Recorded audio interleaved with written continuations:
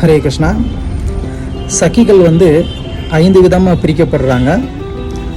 முதல்ல சகி அப்படின்னு சொன்னால் தோழிகள், அதாவது ரொம்பவும் நெருக்கமான தோழிகள்னு இல்லை, தோழிகள் அப்படி. அதுக்கப்புறம் நித்திய சகி. நித்திய சகி அப்படின்னு சொன்னால் எப்போதுமே நிரந்தரமாக வந்து தோழமையில் இருக்கக்கூடியவங்க. 3வது பிராணசகி அப்படின்னு சொன்னால் தன்னுடைய வாழ்க்கையை விட இந்த ராதாராணியினுடைய அந்த தோழமையை வந்து உயர்வாக நினைக்கக்கூடியது. 4வது வந்து பிரியசகி. பிரியசகி அப்படின்னு சொன்னால் ராதாராணிக்கு ரொம்ப ரொம்ப பிரியமானவங்க அப்படின்னு அர்த்தம். 5வது வந்து யாருன்னு கேட்டால் பிரிய நர்ம சகி, இல்லைன்னா பரம பிரேஷ்ட சகி.